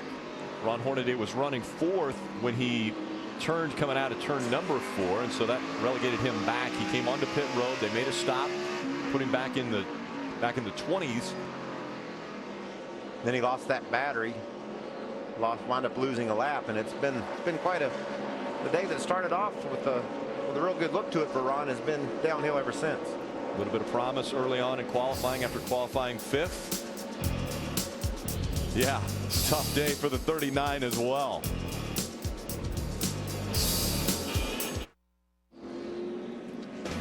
Monday night, head to the center of NASCAR country with NASCAR Race Hub. Tune in as we recap the beating and banging from Martinsville. Plus, catch up on the latest breaking NASCAR news. NASCAR Race Hub Monday at 6 and 11 Eastern, only on Speed. 5th caution has come out this time. It is for veteran David Starr. The right rear tire down on that truck. He was around in turn 2. We had noticed that he was free falling. A lot of trucks have been able to get by him. You can see right now that right rear is down. Almost flight. He does a nice job keeping that truck out of the outside wall. Unfortunately, he lost a lap, and that's his unfortunate, and it's good fortune for Ron Hornaday. We talked about him needing to get that caution pretty soon because Jake Crum was about to lose a lap, and that would have put Ron out of the lucky dog spot. He got that caution. He can come to pit road, work on his truck, and be back on the lead lap. Aaron's giving Ron Hornaday that lucky dog. We'll have to start from the tail end, though, because of getting the lucky dog, but that's a whole lot better than being a lap down. Here comes race leader Kevin Harvick. It looks as though tire management's coming into play as we have 91 laps to go, and the trucks are making their way onto pit road. Hermie. Yeah, Johnny Sauter's coming to pit road in the 13th truck. A little bit of a brake issue, not the braking he would like. His truck's been a little bit tight in the center. They're going to take 4 tires, Sunoco fuel. Also, James Busher, his truck has also been tight in the center, but really fighting forward right as well. They'll also take 4 tires, 1 pound out of the right rear. Ray? Hermie, at the top of your screen, you see that Bass Pro Shop Chevrolet. Ty Dillon said it's perfect. Leave it just like it is. And Scott Nassett, his crew chief, wanted to go with 2 tires. They wanted left sides, but Richard Childress says you can't win with that. You got to get 4. Here goes Harvick with 4, and they're going to go back on the change of their track bar. They had dropped it last time. They'll raise it back up, put his truck where it was. The 2 will be first off pit road, then Dillon, then Busher. Good news for Kevin Harvick. His teammate comes off pit road, so they will have the same plan when they get ready to restart this race. It's great news for Ty Dillon because he's going to get that 2nd spot without having to fight for it with James Busher. Todd Bodine makes it up into the top 5. Tired, an issue there. Hot, hot, hot. backstretch here at Martinsville, and it was the same as the other 5 starts we have seen today. Ty Dillon on the inside, Harvick on the outside. Dillon allowing Harvick to take the spot up in front, and falling right in behind that 3 of Austin Dillon. Normally James Buescher. This time it's Justin Lofton that's got that spot. Great strong run by Justin Lofton all day long. Just solid after that 3rd place run at Daytona a few weeks ago. And the way he ended 2011, I just loved what I saw from Lofton and that team, and it's continuing today. He's fast. Riding along there with Johnny Sauter momentarily as we see that 0-8 of Ross Chastain trying to run the outside line. Cale Gill on the inside. Thinking 2 tires with Ross Chastain probably to get him up in the top 10. Yeah, and that kid's a competitor though, Phil. You give him a little bit of track position, he knows how to drive the heck out of that watermelon truck. Slides in behind Cale Gill. Cale Gill's another one of those trucks, that Ream Chevrolet with a solid run. Up in the top 10 all race long. Yep. Very solid, and that's a good sign for a new combination like those guys have going on. You can run up front in the top 10 here at Martinsville, Phil. I'm gonna do it anywhere. I'm gonna bet you can do it anywhere all year long. Ray, what's happening with the tire issue? Well, I'll tell you, Rick, what I've seen down here is the left rears really seem to be going away a lot on these trucks. Our first last set of pit stops was at 78. We came in there at 160. So that means those guys went about 80 laps on those tires. Well, if this is their last tire change, that means we're going to have to run 90. So a lot of these guys are going to be slipping inside, and what I've seen is left side seem to be wearing a lot more than the rights. That's a great point. They're going to have to run a little bit farther on this set of tires than they did the last set. Look at this battle, Phil. David Rudeman and Jeb Burton have been all over one another. Burton's making it work on the outside, and Ron Hornaday's watching on, and I'm sure he's been entertained by those two, but they've worked it out. I didn't know they'd be able to get bumper to bumper without one of them being backwards beforehand. Ron Hornaday now is back up in the lead lap. He knows that he needs to pick these spots up as quick as he can. There's Matt Crafton working his way around Max Gresham. That puts Matt up to the 15th spot. Matt hadn't made a run through him like he had hoped once he got his Aaron's lucky dog. He's only 3 trucks ahead of Hornaday. He got his. I think maybe he's got issues. Yeah, we saw it. Crafton saying just shut off. This may go back to that battery issue, and again probably is led by the alternator or caused by the alternator. See, at least his telemetry is working properly. See him down to about 4,500 RPMs in the center of the corner, lowest RPMs, then upwards of 8,500. There's 85 is exactly what he saw on the backstretch. What would you guess, Phil? Down to around 70, 60, 50 miles an hour in the center of the turn and up to 120 or 30? I'd say something like that, exactly. Can you imagine that in a pickup truck? And how long are these straightaways? 800 feet. So you go from about 50 miles an hour, 55 miles an hour, up to 120 in a space of that distance. I'm going to bet your pickup truck at home won't do that. Absolutely not. 4 bow ties, the top 4 trucks right now. Harvick, Dillon, Lofton, and Buescher. We talked a little bit about Justin Lofton. A very good run for him here at Martinsville as he's holding on to that 3rd spot. And look at how these leaders have been able to keep pace with Kevin Harvick. Early in the race, he put a straightaway on these guys. Now it seems like the adjustments that the 3 of Ty Dillon and the 6 of Justin Lofton, those crews have made, have given them the speed to stay with Kevin. Last couple laps, Ty Dillon has actually been a little bit quicker than Kevin Harvick, just a couple hundredths of a second, but nonetheless, a little bit quicker. If you're Ty Dillon, what are you learning right now from a veteran like Kevin Harvick to figure out how you win this race? He's put so much in the bank today as far as knowledge, the restarts, how Kevin likes to work with you if you have a fast truck. He's also been able to watch his line and see where Kevin's braking and letting off. And the closer he can stay to him, Phil, the more he's going to learn. One thing I've noticed for Ty, as we see these trucks, and we saw it during qualifying, where the front end is really raised up as they go down the straightaway and they get down to the corner. A lot of trucks slam to the ground. Look how gradually Ty's truck came to the ground. He's not slamming on the brakes. That's a combination of him knowing how to control his truck and his team putting a good setup under him. A great lesson being given to quite a few drivers today by Kevin Harvick. Spot. We heard from Johnny just a moment ago that he had warned Todd he was going to win him. This is a slippery slope right here now. Johnny got in the back of Todd a couple times. Johnny is out of there, though. He's faster than Todd. One turn's all you need. By 1.5. All you need is one good turn to get away from a guy that you rough up, and he's going to forget it after that. He might as well forget it. Yeah. You mean Todd Bodine's going to forget that? He might as well. At least for the time being. At least for the time being. Okay. I know you drivers. You don't forget anything. Right now, Todd will be have a little bit of concern for Cale Gale behind him. Remember, we saw before the caution flag Todd get by Johnny Sauter. Obviously, Joe Shear and his guys made some adjustments, made that 13 truck a little bit better. Parker Kligerman just in front of Jason Leffler. Kligerman running 11th, Leffler 12th. Ross Chastain has been able to jump up into the top 10 or stay in the top 10 after some pit strategy. Yeah, he's been running strongly just ahead of these two. And another driver that's also has broken into the top 10, Nelson Piquet Jr. We talked about him and how he would have to work his way up, and he has done exactly that. All over the back of the 33 of Cale Gale. I've been very impressed with Nelson Piquet Jr. After the Daytona race, he actually ran a K&N Pro Series race and won that race. At Bristol, did a nice job. Had a great spirited battle with Ryan Blaney, Dave's son, towards the end of that race. Held him off on a green-white checker finish.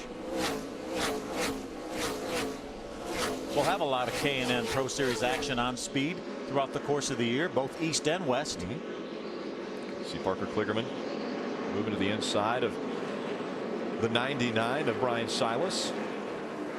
Travis Pastrana has joined that race for the championship in the East Series field, seeing what he can do over here in the stock car world. So I think it's cool for NASCAR to have Travis on board. What did Travis think about Bristol?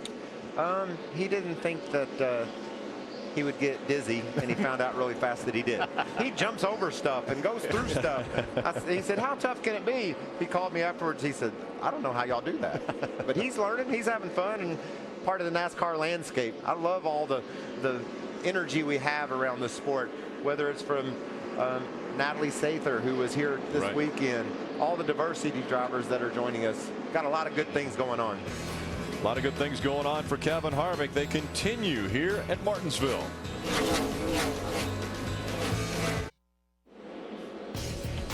You know, Joe Ruttman won the first ever NASCAR Camping World Truck Series race at Martinsville Speedway on September 25th, 1995. Our American Ethanol Fast Fact. Led only 2 laps in that race. Last 2 laps, I think he was able to get by Jeff Bodine. And Mike Skinner finished second in that race. You know, that's Troy Ruttman, the Indy 500 winner's brother, Joe is. Did you know that? Yeah. We're always wanting to give important facts out there. Michael, have you got another important fact? Yeah, Tracy Bird sang the watermelon crawl. There you go. Another important watermelon fact. We're going ethanol and watermelon. You don't think you could make ethanol with watermelon? That's corn, right? Well, 92% of watermelon is water. That's not going to work. No. Johnny Sauter moves up into the top 5. All over the back of this college complete Chevrolet of Justin Lofton. Justin had such a strong run this entire race. I bet that team's glad they didn't just put it on the trailer. He's racing for a top 5 finish now. That's how you win a championship. You take a truck that you don't think is worthy of even being in the race and running in the top 5 with it. That's a pretty major accomplishment. You know, that audio we had, Michael, was before this last round of pit stops. I think Joe Shear tuned him up a little bit. What do you think?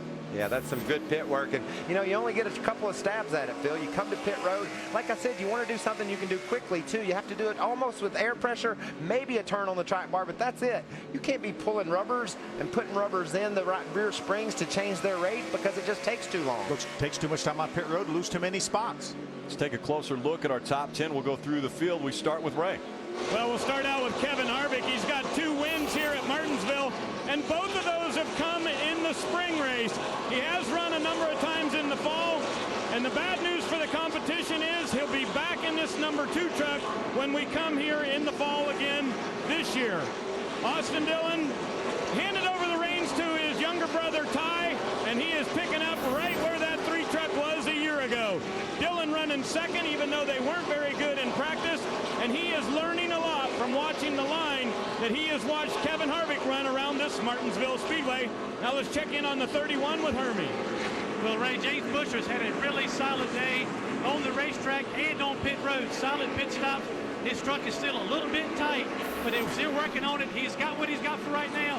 The best it's been all day. They're hoping to settle in and get him a top top 10 finish out of this day. Now, Johnny Sauter, we've heard him talking on the radio. He wanted to put this thing on the truck.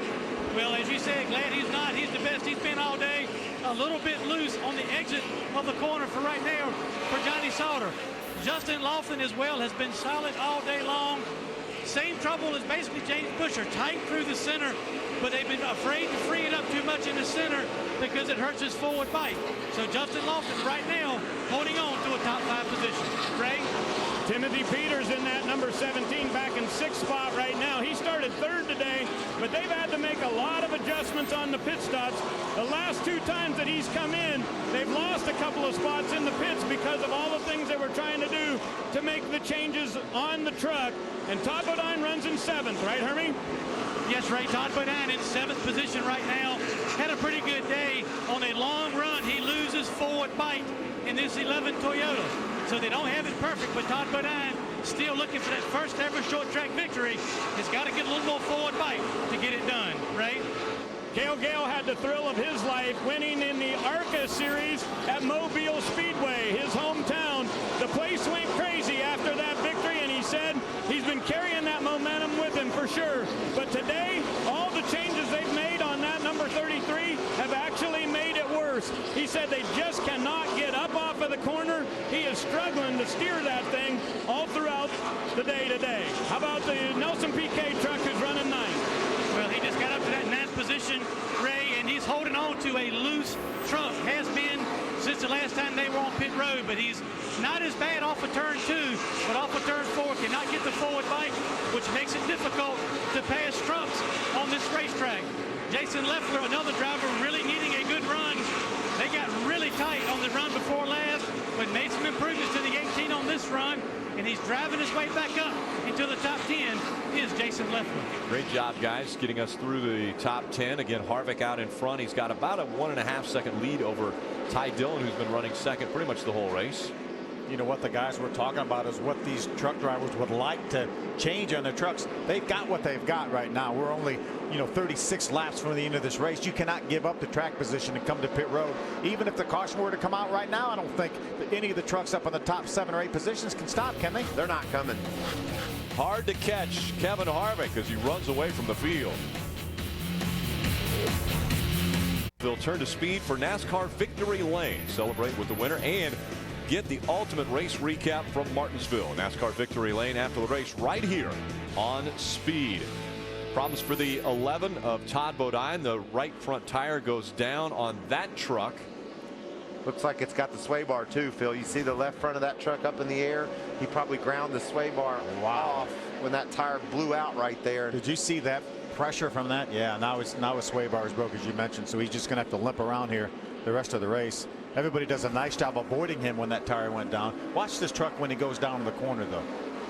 The trucks are set up predominantly with that front sway bar. The way the whole setup works is because that bar ties it down. You take it off, you can't drive the thing. Even a short racetrack like this, it's a huge sway bar, way bigger than we used to run back in the day. I thought someone was putting an axle in there the first time I saw somebody put a sway bar in these days. Ray, what's going on with the 18 team? Well, Ross Chastain in the 08 is running 10th, and he's right behind Leffler. And he said his windshield is absolutely covered. So there is apparently some kind of fluid coming out of that Dollar General Toyota. Chastain said, I got to drop way back or I'm not even going to be able to see. So we need to keep our eye on it. And a good bit of damage on the front end there. Looks like Jason may have gotten into a few people. And over in turn 2, we just saw the 22 of Joey Coulter get way high up on the racetrack. Yeah, Joey Coulter almost into the wall coming out of turn number 2. Another right front tire there. So could be interesting to see how this thing winds up here with just 25 laps to go. Can these guys make it to the end on these right front tires? Caution comes out, so we will have a reset point. Everyone will be able to catch their breath. David Rudeman in the 92.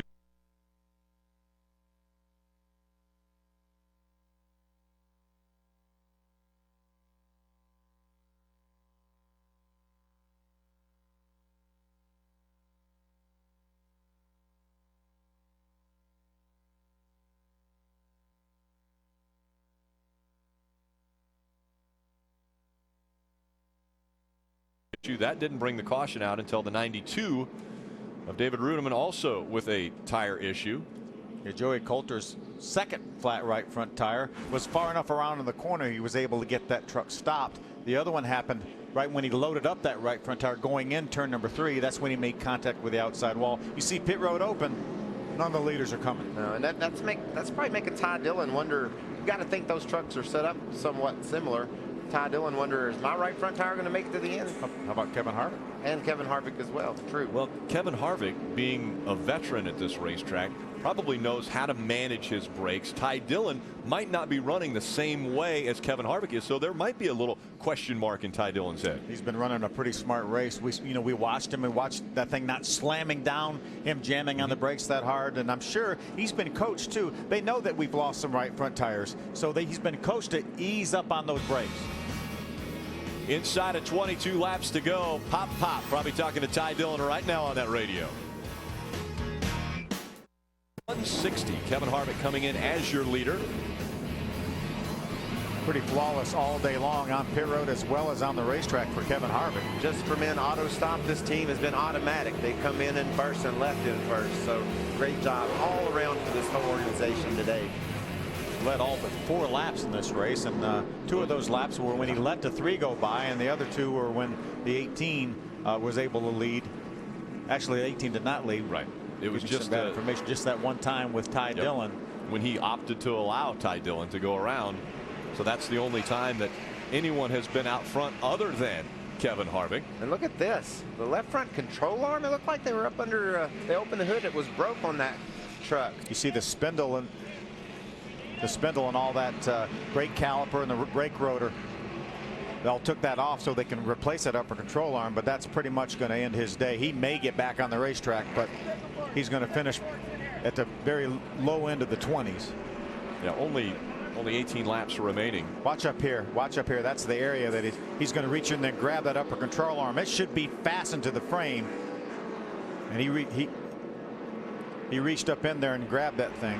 Quickly saw that there was serious damage and had to get that truck behind the wall.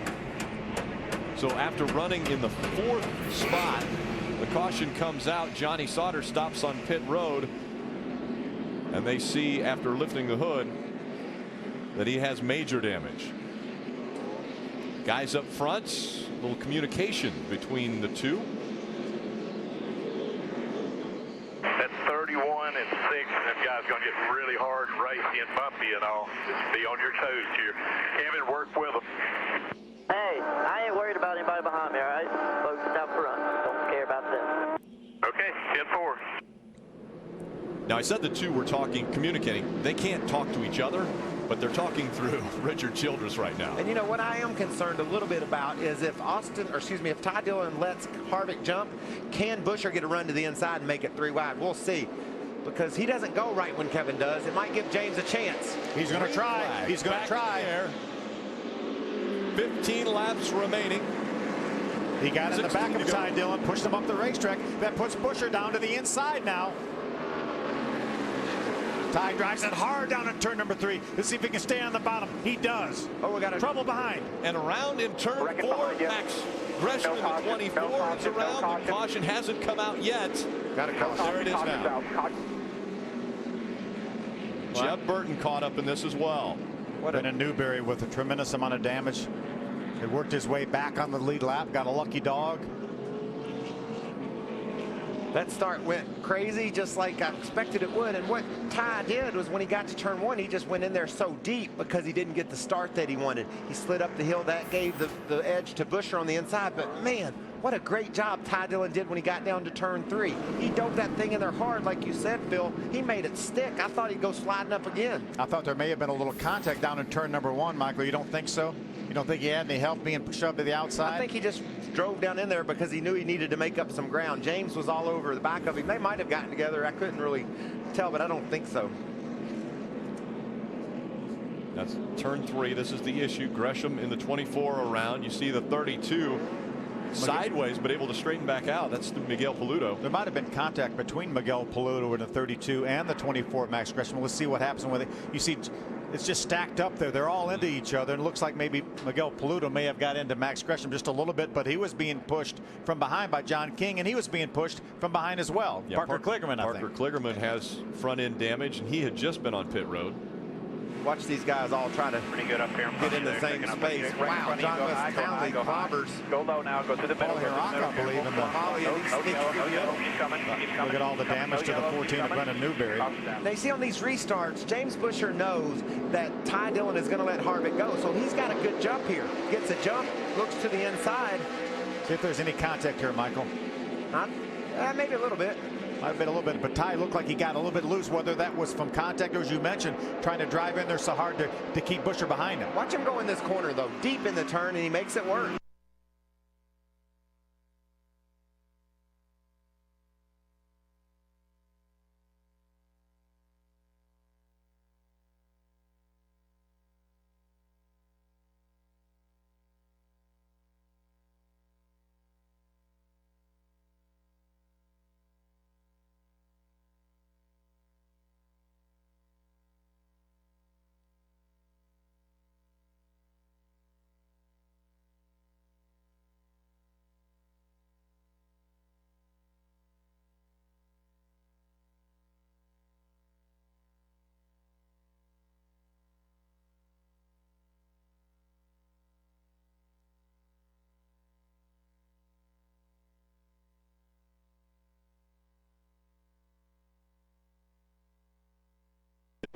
By the same truck. We saw that happen earlier where the truck got sideways and then straightened back out once again, but you see the damage to the left front tire and a lot of damage to the 29 of Parker Kligerman. Just a chain reaction, and the farther back you go, the worse it usually gets. You give these race drivers any advantage at all, and they're going to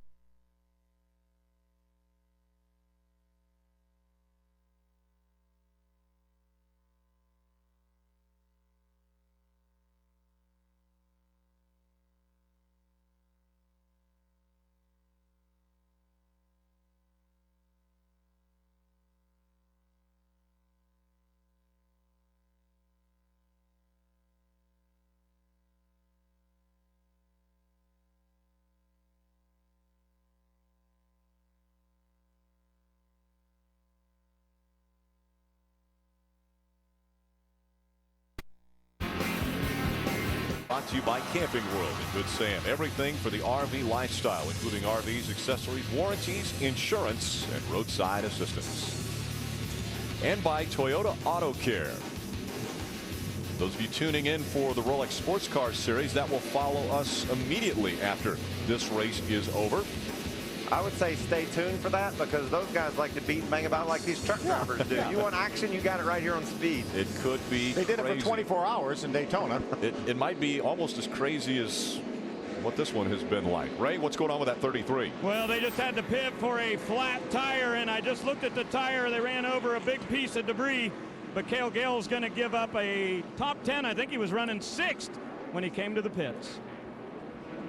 Pace truck has made its way onto pit road when they come back by the stripes. 6 laps of racing to go. Ty Dillon on the inside, Kevin Harvick on the outside. Green flag back in the air. Watch Busher now. Watch Busher. Ty did a great job staying right next to Harvick, who often gets shoved up the hill. May lose a spot to Timothy Peters. Now he gets back in line. Look at how deep Ty Dillon drives into turn 3. Gets that truck stopped, aims it the other way. Great start by our front row. This time by 5 laps of racing to go. Kevin Harvick has led all.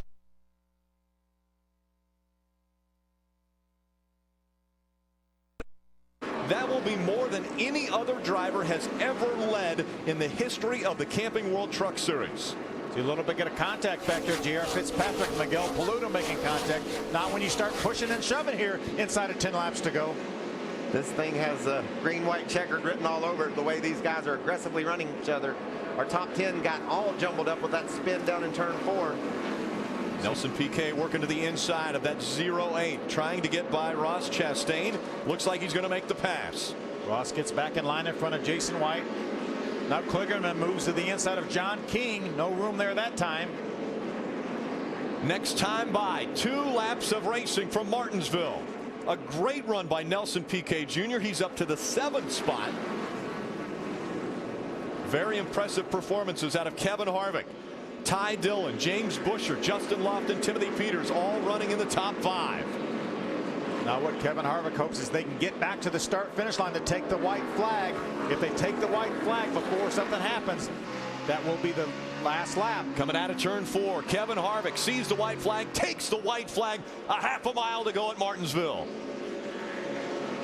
Clean so far on this last lap. Harvick down the backstretch. Ty Dillon, 10 truck lengths behind him. Coming through 3 and 4. The dominant truck, a record breaker. Kevin Harvick leads 248 laps in this win. What a dominant performance by that RCR team there, Kevin Harvick. We must admit we saw this one coming. Up, guys. Great job, Kevin Marcus. How about that win, buddy?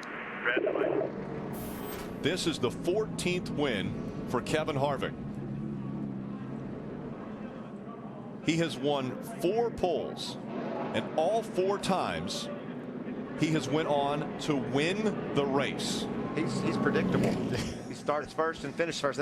This is the most dominant performance we've seen out of him or anybody in the history of the series, leading 248 of 50 laps. Kevin's going to celebrate on the racetrack. Let's go to the pit stall with Ray Dunlap. Well, let's talk to his crew chief, Marcus Richmond. When you guys got into the first practice, you ran 8 laps. He said, put her on jack stands. It was about perfect. You had her on rails today. Congratulations. I appreciate it, man. I want to dedicate this win to Frank Allen. He was a hard worker over 2 trucks. This Tide Chevrolet was awesome off the trailer, man. It's just unreal. This whole group, the 22, everybody worked together. All of our setup was very close. I just want to thank everybody at RCR for the opportunity. And, man, well, Kevin Harvick, you better win. Congratulations. I think there's more of those coming this year, guys. What a dominant performance by Kevin Harvick. And all of RCR, we had Ty Dillon, who had never been here in the truck, obviously only 4 starts previously in his career in Truck Series, and comes here and finishes second on a very difficult racetrack, and there he is right there. Ty Dillon climbing out of that number 3 truck. Hornaday has been asked to go visit Wayne Otten, the series director. He's been told to. He has been told to. That is correct. I think Ron was upset with somebody. He may go up here and find him right here.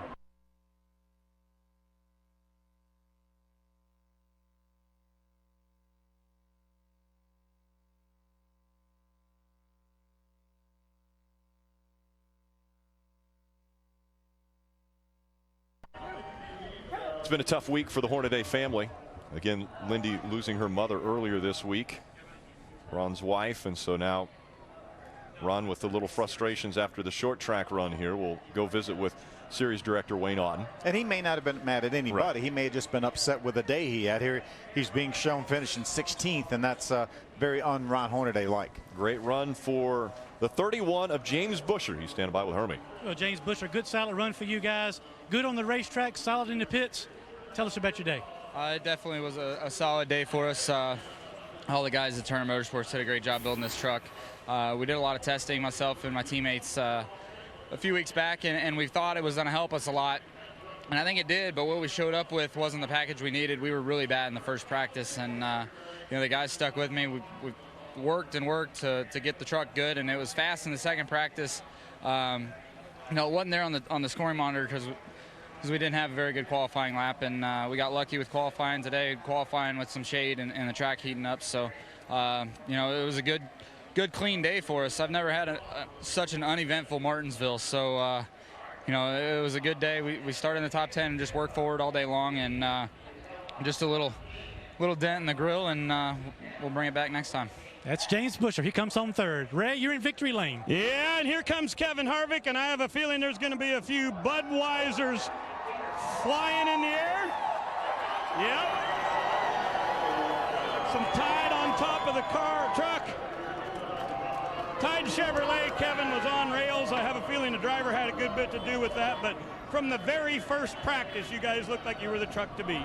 Yeah, I want to thank everybody from Kroger and Tide, Ream, everybody who's a part of this program for being a part of it. Brendan, South Point, these guys just did a great job preparing for this race and coming here. And the truck was good right off the trailer. And what else can you say?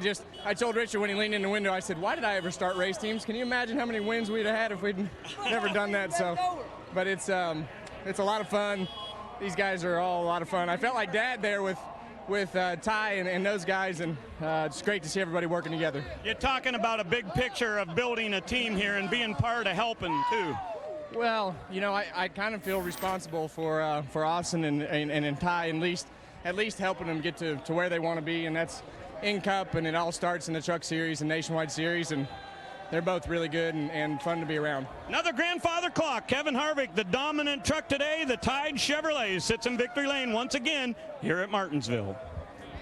That is the third win for Kevin Harvick here at Martinsville, tying Dennis Setzer and Mike Skinner for the most wins at this famous track. The Kroger 250 goes to Kevin Harvick. 2 weeks. The Rock is back. After an 8-year hiatus, NASCAR makes its return to Rockingham Speedway with the Camping World Truck Series. It's the inaugural race for the trucks in Rockingham, and everybody will be looking to get their name in the record books. Who will be the first truck winner at The Rock? Tune in to find out. Chris Devoto hosts the setup starting at 12:30 p.m. Eastern, followed by flag-to-flag coverage, only on Speed. And for more information on that Rockingham race, RockinghamSpeedway.com has all of your information. The Kroger 250 in the books now. Kevin Harvick ends up in victory lane. The guy who was close, oh so close all the time, Ty Dillon, was finished in second and led 2 of the 250 laps, and he's standing by with Hermie. Well, Ty Dillon, you qualified second. Finished second. Overall, a good solid day for you guys. Definitely. The way yesterday went, we struggled all day, but these guys are awesome. They worked hard. Flash and I stayed up all night. Didn't get much sleep because we just went that good, and we showed up in qualifying, put her second, and raced second all day. The pit stops were awesome. It's an awesome day, and I'm so excited to get this year going. I think we got a championship team. I'm real excited. And talk about the cooperation between you and your teammate Kevin Harvick on the restarts. Worked out good for both of you guys. Yeah, that was logically the best way for both of us to get out front. But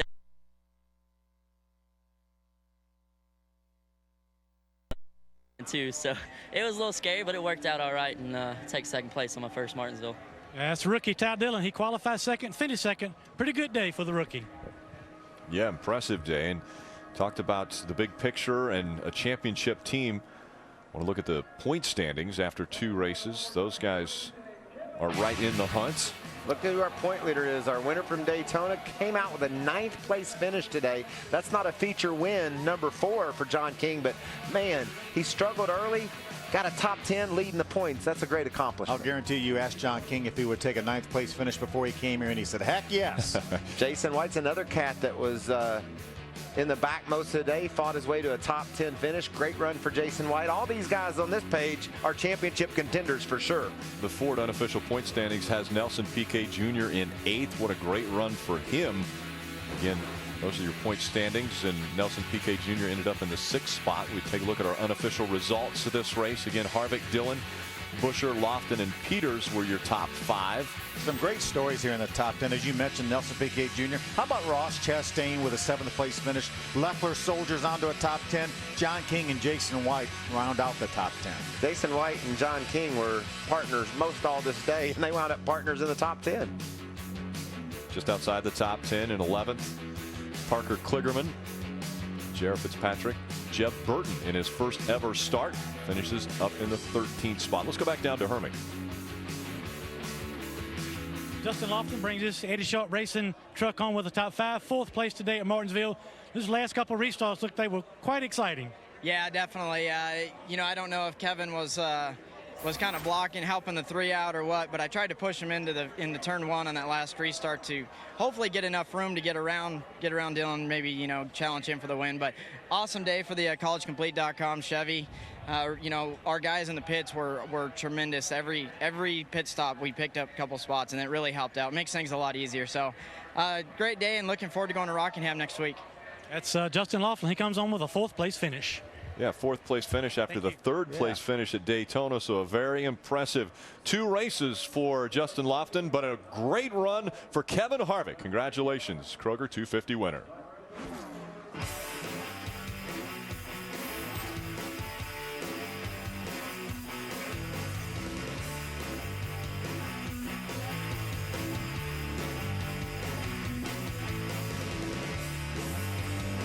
Good job all weekend, boys.